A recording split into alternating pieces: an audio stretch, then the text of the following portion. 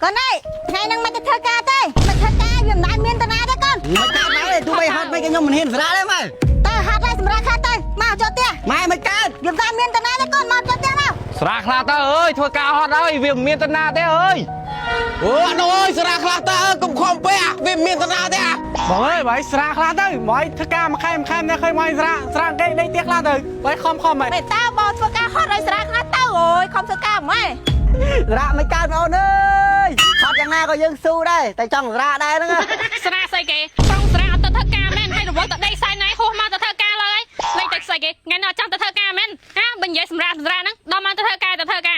ហើយនេះហើយដេកស្មោសម័យដល់ការទៀតគេទៅធ្វើការឡើងស្កាត់ភូមិហ៎អញ្ចឹងឲ្យបានអញកលហាមដល់សប្តាហ៍ថ្ងៃហ្នឹង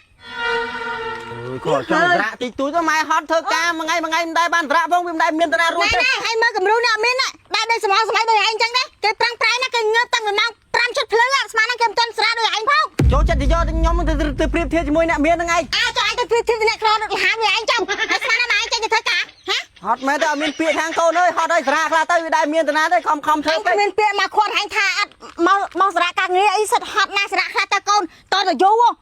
ជួយនិយាយច្រើនណា នេះអានេះមើងនោះគ្មានកោចកឆ្លាំងផងលើកដេកស្មោសម័យអាណាឲ្យសារៈ ដេកសោច ខំគេហ្នឹង សោចដូចមនុស្សឈួតតែម៉ែ ដ ដេក ង ស្ ឯង មា គ្មានអី ស្មា ច្រើនផងស៊ីតែអំបិលបុកសោះហ្នឹង ហ្នឹងហើយដេកស្មាសម័យដូចមនុស្សឈួត នេះស្មាកូនឯងឲ្យវាដេកតែអត់ទៅធ្វើការតើ ចុះដេកស្មាសម័យគេហត់ណាស់ហត់ហើយសម្រាប់អីគេនោះម៉ែនឹងនិយាយស្អីខ្លះ ប៉ុន្តែនៅតែមានអីក្រាស់ទេ អត់មានច្រាស់បាយទេកអស់ហើយនោះ តែឯងកូនឯងកាន់អីគេនោះ អានេះ